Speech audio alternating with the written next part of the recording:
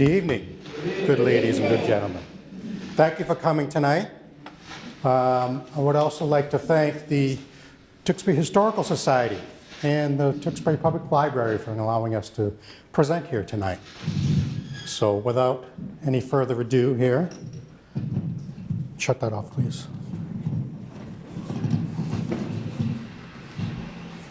Okay.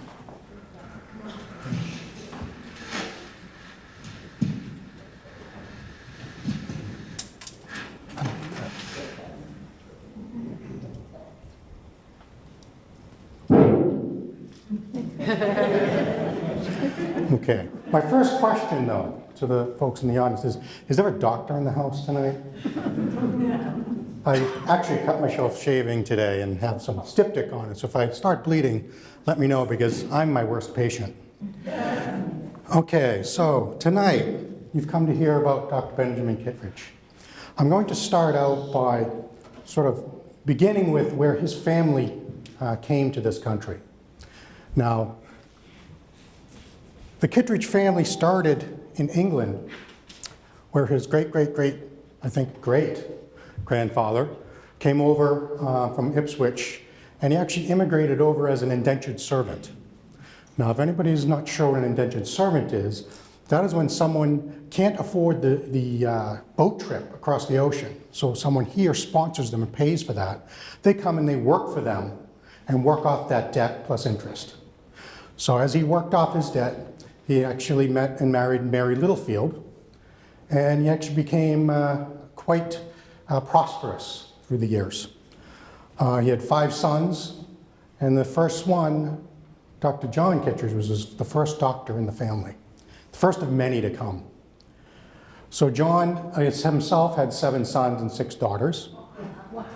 Yeah, big families then. And then his son became a doctor. He was, again, born in Tewksbury, but he moved to North Andover in 1741. In fact, the Kittredge house is still there. That's the family house in North Andover. He had 3 sons, Benjamin, Jacob, and Thomas. All of them became doctors. Now, in the 18th century, being a doctor, there was no colleges or universities here in the colonies at the time. And so a lot of the doctors were actually trained in the apprentice system. So what they would do is at the age of 12 or so, they would be taken in by a doctor who the child's father would actually pay the doctor, bring his son in, and teach him the art of medicine.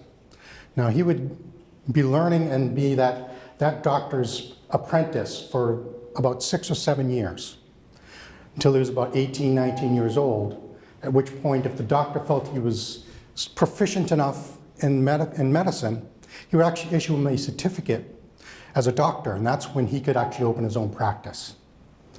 Okay, so Dr. Kittredge trained each one of his sons, and they apprenticed under him. So he owned a lot of the land, covering most of the present village of North Andover, actually.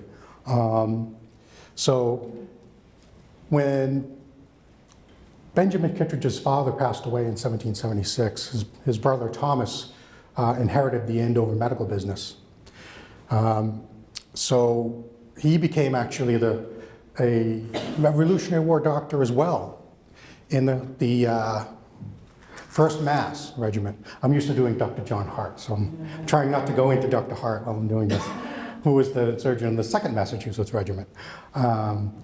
So his brother Jacob, also a doctor, he was a lifelong doctor and very well respected in the area. In fact, the Kittredge family, the doctors in the Kittredge family took care of all of Tewksbury, North Andover, and much of Tewksbury is actually present Lowell right now. It was actually sold off to Lowell in parcels in the late 19th century. So Dr. Benjamin Kittredge himself, he was born here in Tewksbury. Again, he moved with the family to North Andover, but he returned to Tewksbury as a doctor to serve the community in which he was born. He himself had 8 sons. Each of them became doctors, but in addition to that, he also had 3 daughters. So they had a very big families at that time. Now, when the events of April 19th rolled around, And the word came of the rider come through town on April 19th. Dr. Kittredge himself also put his services towards the newly forming country. He offered his services to the colonial effort. He actually attended the march down to Concord to treat any wounded that might have been as a result of the conflict. He also, in 1777, became a member of the committee to estimate the needs of the men in the Continental Army. Now, long-winded sentence means that he worked with the Continental Congress to estimate how much of medical needs would be required for the men in the Army itself. So he did that. That's a pretty large duty, considering that the hospital department at that time was actually a totally separate organization from the Continental Army. As in today with the Army, the hospital department is actually part of the military. Well, at that point in time, they were totally separate. So if a soldier got injured in the field and was being treated by a regimental doctor, he would actually be transferred via paperwork into the hospital department. Now, his commander could not order him back to the line. His commander could not order the doctor to send him back. If the commander wanted to get him transferred back, he would have to go up the chain of command. Now, the only link between the two departments was His Excellency General George Washington at the top. Until the doctor who was treating him was satisfied that he could actually go back to the line and actually serve and then be healthy, then he would actually be transferred over. Until then, he would serve with the hospital department as an orderly or helping with surgeries, et cetera, et cetera. And then in 1780, Benjamin actually became a member of the Committee of Safety. Now that's a local organization, governmental organization that organizes the militia, takes care of all of the needs of the local militias and gathering powder, inventorying items, et cetera, et cetera. Again, another important duty. And being as a doctor, he was respected in that aspect so that his influence made a lot of what has become Tewksbury possible to this day. Now, Dr. James Thatcher was a very famous Revolutionary War surgeon. He actually kept memoirs throughout the entire war. Spoke about the Kittredge family because he was a very good friend of Thomas as well as Benjamin. And I want to read this so I don't misquote him. The family of which he was a member has become so distinguished for surgical skill in New England that in many places the name alone is a passport to practice, and the number of practitioners of this name is very considerable. This is to be attributed not only to the well-earned reputation of Dr. Kittredge, but to that of his father, who also had a high reputation in surgery, and it is not improbable that his grandfather and great-grandfather, the latter of whom came to this country from England in the early period and settled at Barica, were eminent in the same line. So, it's a history of medicine in that entire family that affected everyone in this area, in this entire area. It's amazing, actually. So as a doctor here in Tewksbury, there was not many doctors other than his family here in Tewksbury. So he would treat people from birth to death and everything in between. He served as a doctor his entire life. Now, he also, in the medical practices of the day, I'll actually talk about them later, he was very much a common sense doctor. He understood cause and effect. He understood that if you did X and Y happen, then that would create the linkage, as opposed to physicians of the day. Now, there was a big difference between physicians and doctors in the 18th century. The physicians were the academics. They were the one that taught at universities like in Glasgow or in Paris or in London. They taught about the theories of what actually, created disease. They came up with things of humors and all these different treatments that we know today were completely ridiculous and totally, at best, didn't do anything. At worst, it would kill you. But doctors actually the ones who treated patients. Physicians didn't lay hands on patients. Doctors are actually ones that treated patients. They're the ones that actually administered the medicines and understood that cause and effect. And so a lot of the doctors, especially in the New England area, were very much common sense doctors. And they also learned a lot of the local remedies as well from the Native Americans that were here before them, because they learned from the local plants what worked and what didn't work for the diseases and treatments for such throughout the years. Again, he served as a Tewksbury constable during that time. So again, he's not only a doctor, but he's serving the community itself. Again, he apprenticed his 8 sons in medicine.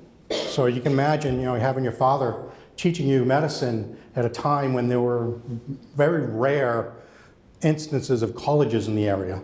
And a lot of the knowledge you would get would be in a one-room schoolhouse.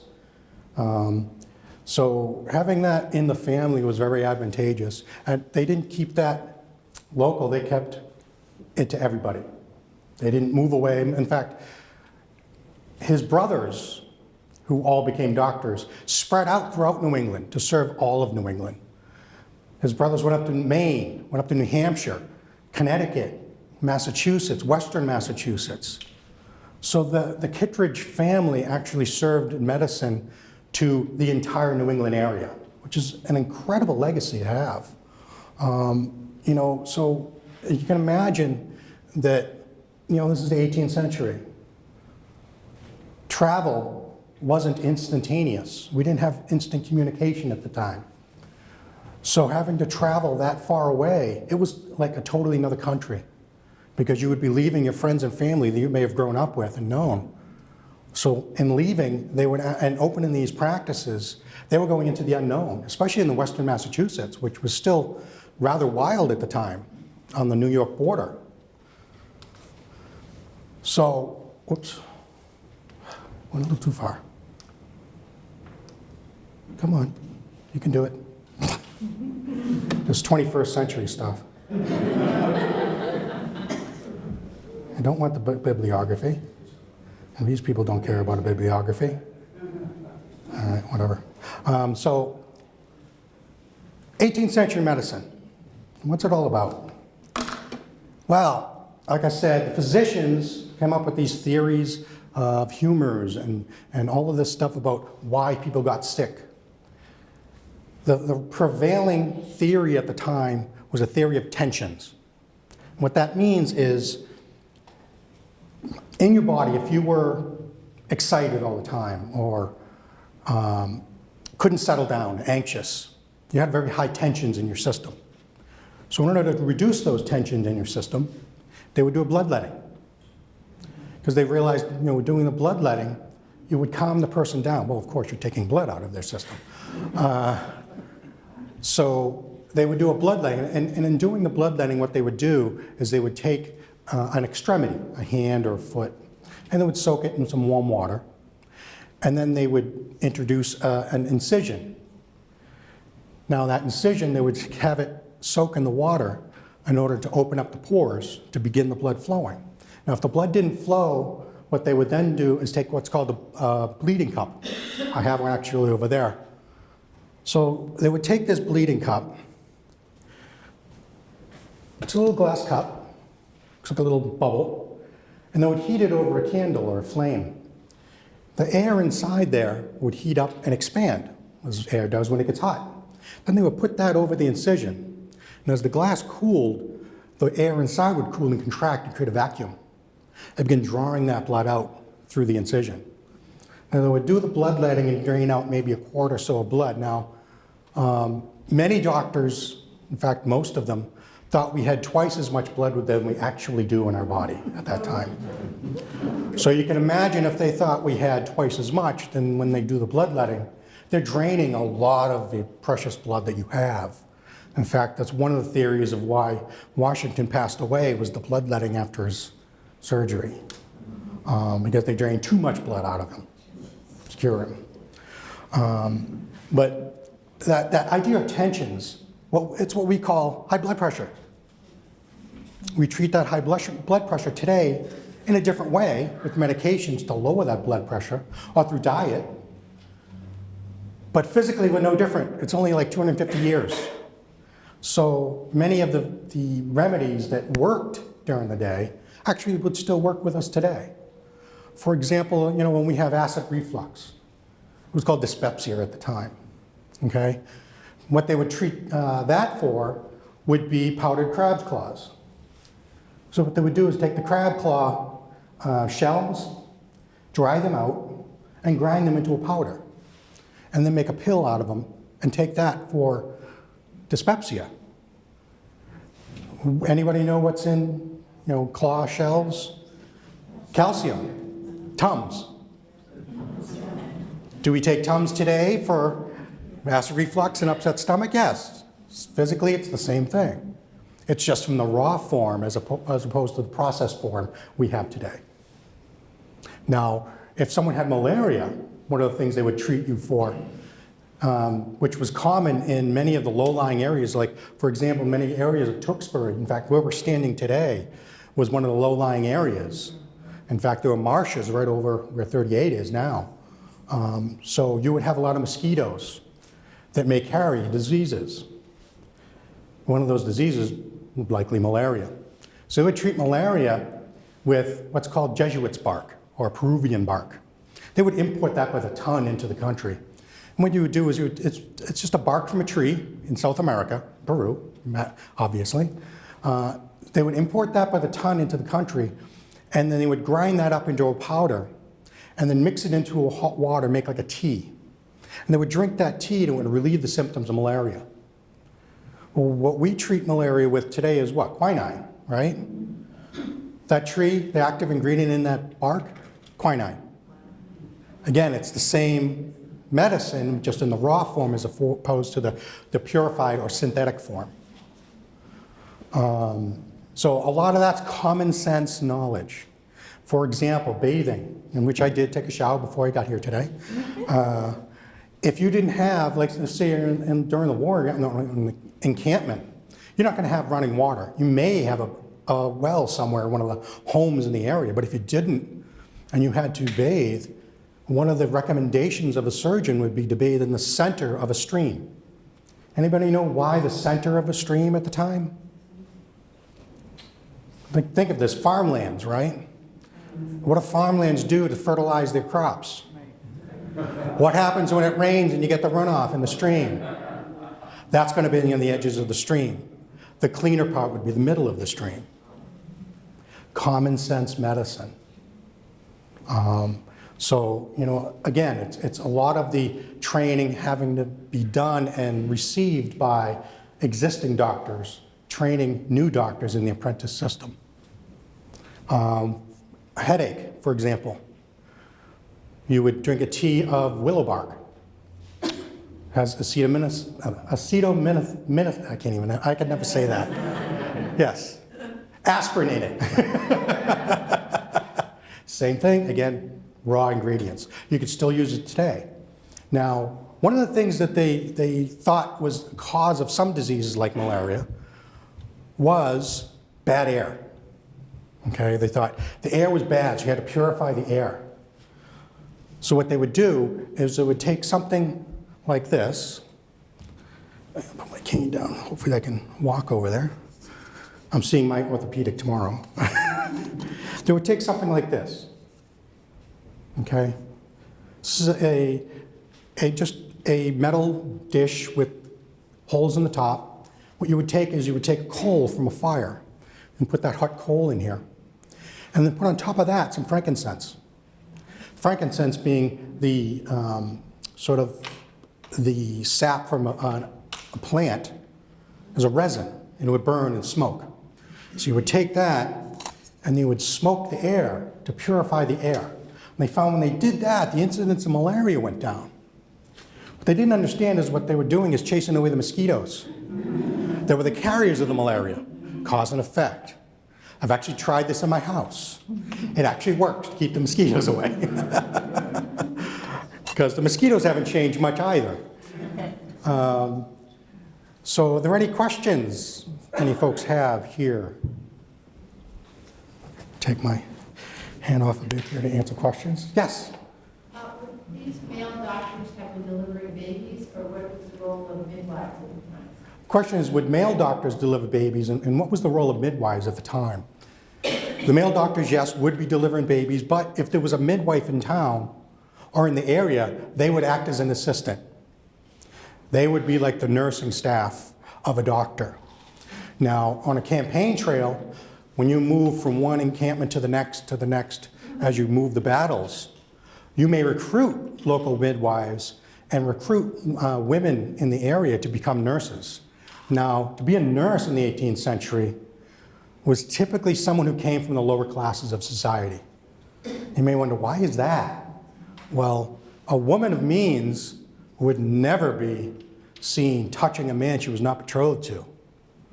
So she could not act as a nurse because she might be touching someone she doesn't even know. So they would come from the lower classes where they needed to work. And in the hospital department, as a nurse, you would actually get paid. So you would be trained by the doctor in nursing, and there was also nurse matrons in general hospitals. So two different kind of hospitals in the 18th century. It was a general hospital, which is what we think of as a hospital today. It's a fixed building. It might be an old church or a barn, large barn, and they would create a hospital out of that to treat chronic illness. And then during the war, there was what's called a regimental or flying hospital. And the reason they would call it a flying hospital, it would move with the battles, with the army. Now, they would pack up, move, set up. Very much like the 18th century version of a MASH unit. So they would be the first line of treating the sick and wounded in the field. And in fact, during the war, 2/3 of the casualties were actually from disease, rather than being injured in the field in battle, because diseases were so rampant. Now think of this. They're gathering kids from all over New England, kids from the middle Atlantic states, all gathering together and sleeping in tents 6 to a tent. So what you might be immune to in your community, you may not be immune to in the community over there, and vice versa. So you get this mixture of immunities and carriers, so disease would spread very rapidly. One of the duties of a surgeon during that time is to ensure safety of sanitation. Now, they understood sanitation. They didn't understand sterilization, and there's a difference. Sanitation is, they understood when you were clean and you washed, you didn't get sick as much. So they knew that linkage between cleanliness and health.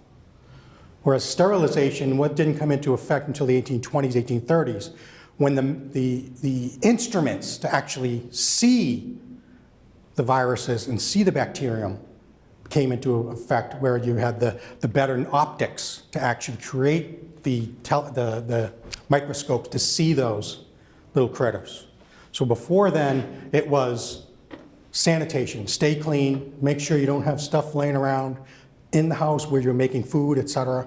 Common sense. Again, there's that common theme throughout all of this. So in treating that, you want to make sure that in the camp, all of the streets are clean, the soldiers aren't throwing trash into the streets, or you make sure that the privy pits are dug every day and covered every day. Things of that nature would be the duties of a surgeon or doctor during the time. And I'm sure it was the same throughout the community, where you would be responsible for making sure that the community was safe with regards to sanitation as well. Because those are your patients. That's someone you may have, given, delivered when he was born or when she was born. And there was a very close relationship between doctors and patients at the time, very much more than today. Another question, comment, as I ramble along here? I'm open at yes. Yeah, so what about their instruments? Where did they get their instruments to do their work? The question was, what about the instruments? Where did they get the instruments to do the work? The instruments that I have, or the reproductions I have over here, would have been created by local craftsmen to the specifications of the doctor who was actually doing the procedures. So they would be handmade locally or imported from England if you had the money to pay for that. And a lot of things were imported from England, dishware, Chinaware, etc. There was very close trade between New England and England, which once it was in England, it would actually come from other places in Europe to England. So there was a very good trade between the two, because we were all British. There was no America before the American Revolution. So we were all British subjects. And one of the things that caused the uproar was England and the king establishing, and Parliament establishing taxes on a lot of the goods that we were receiving. And since we weren't represented in Parliament, we didn't have any say in the matter. So that created a lot of the animosity between the colonies and mainland Britain. Any other questions? Please, I'm here for you folks tonight. Yes? How did the doctors throughout New England get the updates on the new things that they were doing? Question was, how would doctors in New England get the updates on new procedures and new medical practices? It was through broadsides. And a broadside at the time was a very large paper that would be printed with all the information on it, and it would be posted. In fact, that's how the Constitution was spread, was you would have a broadside that they would come and they would actually read in a public location and make a proclamation. It would be posted there for anybody who could read, could actually read it. So a lot of it came through broadsides or through traveling doctors who may treat as they go along, or through doctors who were during the Revolutionary War, had moved all over the place throughout the war. They would learn things as they go, and they would write books. And so you were able to have books in a library or in a doctor's personal collection that other doctors would be able to read. In fact, many libraries started as personal collections of books at the time. There was a question over here. Yeah, I wonder, what was the role of the revolution in the development of surgery? What was the role of the revolution in the development of surgery? It's actually a really good question. And I say that because, like I said earlier, the physicians said, here's what causes everything, and here's what you should do to treat it. Most of the time, those two didn't make any sense. So during the revolution, the regimental surgeons, since they were treating people on the front lines, they would actually learn as they went and then share that knowledge between each other as they would travel around. Now, afterwards, many of them wrote books on their experience and on the treatments. Many of those books became part of university curriculum. And some of them are still actually in university libraries to this day. So they would learn as they went and then share that knowledge as they could. For example, when they encamped at the Valley Forge, many of the doctors got together and actually had conferences, medical conferences there while they were stationed there, and taking advantage of the closeness of each other. Yes? Is there anything in the record that any of the Kittredges had communications with the Wamasett Indians and some of the Native Americans who also would be concerned about health? The question is, did any of the Kittredges is there anything in the records to show that the Kittredges had interaction with the Native Americans regarding medical practices and procedures and treatments? I couldn't find anything. I'm sure there are. And if anybody does find anything, please let the Historical Society know. I'm on the board of directors as well of the Historical Society, fortunately. And so if we receive that information, I can add that to this information. So I very much welcome anything anybody has that I don't. That's one of the joys when I talk, is if somebody asks me a question and I don't know the answer, that's a good thing, because that means I get to go do more research, much to the chagrin of my wife. Because I'm usually up till 2 or 3 in the morning doing the research. Any more questions? Yes? Dr. Kittredge's family, what did they do in Tewksbury? Were they farmers? Their daughters? What happened to his daughters? The question is, for the Kittredge family, what did the other people in the family actually do for a living? Some of them were farmers. The daughters at that time would get married off to someone in the community. So it was either a prominent, since they were in a doctor's family, they were very prominent. They were higher class. They were in a higher class. So they would actually get paired off with either other doctors' families or local politicians. And that's the role typically was you get married off and you provide a family. That was your job, which back then was very important because your family, if you were a farmer or you had a business, your family actually was the ones that worked and helped you out and worked for you. That's why many of these families were very large families, especially in the farming community, because you need the help that you don't have to pay Need the workforce. to work the farm or to work the business. And then they would inherit that business or inherit that farm because they had worked on it. It was very much like an apprenticeship. So you would learn working on that farm or learn working in that business, how to run that business. And so when the parents got to the point where they could no longer do it, the family typically took over the business. And it would change hands throughout many generations, much more than we do today. Yes? There's a Kittredge Park in Lowell. Is that named after them? There's a Kittredge Park in Lowell. Is that named after this family? Sort of. And I say that because it's a cousin. Okay. I think it's a second cousin. I think I was reading just the other night of the Dr. Kittredge Memorial, because that was like in the 19th century somewhere. Yeah. But it's a relative, but it's not directly related to the John and Benjamin Kittredge line. It's a very good question, because I had that same question, which is why I looked it up. You know where is the family buried? Locally, or you don't know where they're buried, or? The Benjamin, Yes. I believe it's in Andover, but I'm not sure. And in fact, I'm going to have to ask Doug later if we have any information on that, because I was thinking about that just last night, and I couldn't find anything at the last minute, but I'm glad you asked the question. Thank you. Yes? Are there any Kittredges left in the area? Descendants of Benjamin? Are there any Kittredges left in the area that are descendants of Benjamin? I don't know. I know there are some out in Ohio. I know there's some I think it's in Michigan. I ran across, because I was going through the Ancestry.com the other night and going through the line. I didn't see any locally here, but again, if anybody knows someone who is the last name Kittredge in this area, let's talk. I'd love to hear His it. daughters may have, his daughters got married and had babies. with True. the same Yeah, name. as the daughter gets married, she Yeah. drops the Kittredge name and takes on the husband last name. So there may be relatives that just not named Kittredge. It's a very good point. Thank you.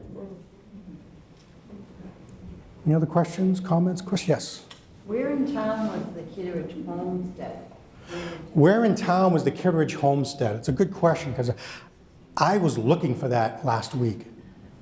I ran across, and since it was originally the family was in Barica. Now, there's an account that I read. I don't know how accurate it is. I've only found one instance of it. That anybody hear of Baldwin apples? Yeah.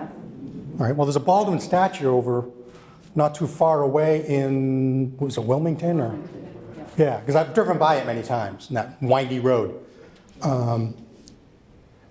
The Benjamin Kittredge, there's an account of him playing on the original Baldwin apple tree in this area.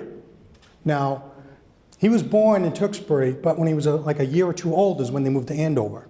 So I'm wondering if the original Baldwin apple tree was not where that statue is, or the memorial, is somewhere else, because the Baldwin apple, as I was reading this, the Baldwin apple began in one place, but nobody's sure where the original tree was. And it was only memorialized there because it became more famous in that area. So that's where it actually became well known.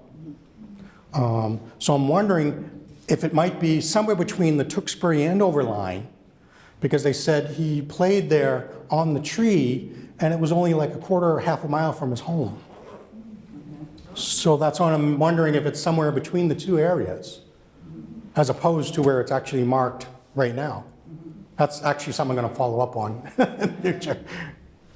Yeah, so where do you find your research on this? Was there a wealth of research? Did you find a lot of research? I mean, is there still more to? Yeah. So when I was doing the research on Benjamin Kittredge, I almost said Hart, Benjamin Kittredge, was there a lot of material? No, I couldn't find a whole lot, and I dug. Last week I was up till like 4 a.m. doing research online between Google Books, Ancestry.com, Find a Grave, and a host of other university locations, as well as Fold 3, which, if anybody doesn't know, Fold 3 is an organization that has worked with the National Archive to digitize many of the government documents and make them searchable online. And if you have an account, you could actually go through, and it's all scanned images, and you could read it, and you can actually make notations to make the searching easier. So it's more of a crowdfunding situation now, which is really nice. And so I have an account there, which I use for the second mass research. And so even through there, I didn't find a whole lot, because I wanted more on Benjamin himself. And I just didn't find a whole lot. So I said, you know what? If I'm going to talk about it, he's not alone. He came from somewhere. He has a family. He has a large family. That's the story. It's not the individual, but what the family did for this entire community. Any other questions? Comments? Yes? I just want to make an observation. I don't know if you've looked or not, but there's a Benjamin Kittredge family tree upstairs in the history room, locked in the glass cabinet. Oh, there is. Remember that? I did not know that, so I will have to check that out. His office was in Oh, yeah. Tewksbury Center. I'm sorry? Dr. Benjamin Kittredge, he lived in the Kittredge house, which was called the Kittredge Gray House, Tewksbury Center. Yep. And the house was there until 1976. And because of the lack of people showing up at a town meeting, the house was destroyed rather than being saved. Yeah, I totally understand. That happened to Dr. Hart as well. Yes? He died in 1767. That was one of his cousins. Yes. In the Kittredge family, she was showing me a find a grave with Benjamin Kittredge on it from, died 1767. Well, really? Well, the family, as you saw earlier, there was a lot of Johns. There's Benjamins. There's Thomases. Very much the Christian naming convention. And you typically, in some families, it was, if your father was John and you were Benjamin, then you would name your son John and he would name his son Benjamin. So it would alternate through the generations. Or they would carry the same name for the firstborn, the same name for the secondborn, etc., so that they would preserve that line. So the fact that there's other ones, that's part of the challenge in the research. And even in some of the Ancestry.com lineages that I went through, there's actually some mistakes in there. That they have people who've linked a cousin to the wrong line. So I've got notes I'm going to actually send off to those folks. Yes? Dr. Benjamin Kittredge was also in Ripley's Believe It or Not. Yes, he was in Ripley's Believe It or Not, having 8 sons and all 8 sons being doctors. And that's also in the library history room upstairs. Mm-hmm. In the history book, The Town of Tewksbury, that was written in 1964 by Harold Patton. Mm-hmm. And it says that Benjamin died in 1826. I'm going to have to look at that. I'm going to have to look at that, because one of the things I've done research on many things throughout the years, being a reenactor. That's part of what you do. You say, oh, they did this, okay. You have to find 3 primary sources that prove that's actually what happened. Because you'll find secondary or tertiary sources that are different. Just like today, the news will say one thing, that channel will say another thing, this one will say the other, and it's totally different from the actual event. So yeah, that's why you try to get to the primary areas. But I'm going to look through that. Thank you very much. I'm going to get access to that. Doug, I'm sure we can get access to that. Thank you. That's good information, and I'll add whatever I can to this. And in fact, this the information here I'll actually be posting on the Tewksbury Historical Society website as well, including the presentation. And anything new, I'll just continue to update that and add to it. Yes, there was a question over here? Yes. Do you know if any of his sons stayed in Tewksbury and took over his practice? I didn't find anything where his sons stayed. Many of them left to open their own practices. Now, I can make a speculation as to why, only because when I did research on the other doctor, Dr. John Hart, that I do, one of the things, I've got an original letter that he wrote talking about that exact topic, which is why when he went up to Maine to practice, somebody asked him, well, why didn't you stay locally and take a practice here? He said, well, I didn't think the people that I grew up with would trust me being their doctor. So I had to go somewhere where nobody knew me.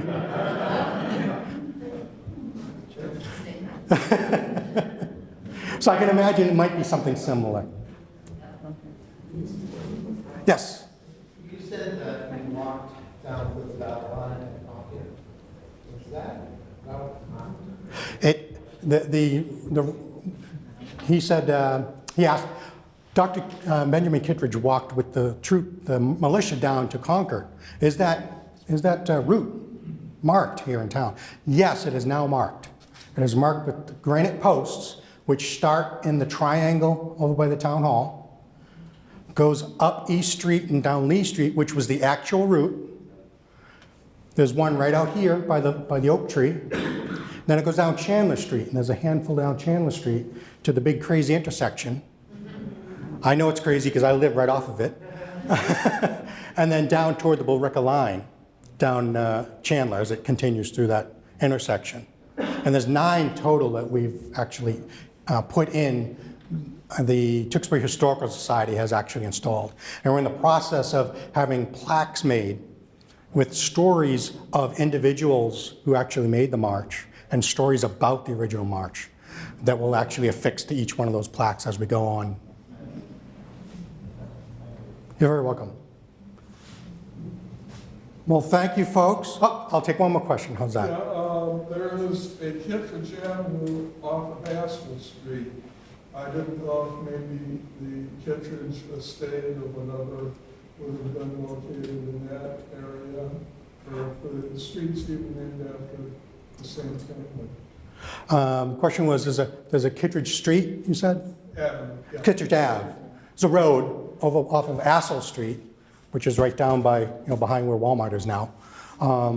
And it's named after the Kittredge. Maybe that's where the Kittredge Homestead was. It's possible, but many streets were named for famous people as sort of a memorial to them. In fact, it's funny you mentioned Assel Street because that's where my family started, with my father who grew up in Tewksbury, then moved to Lowell. They had a farm right off of Assel Street. So it's interesting, I was born in Lowell, I moved to Tewksbury. Well, thank you very much, everyone.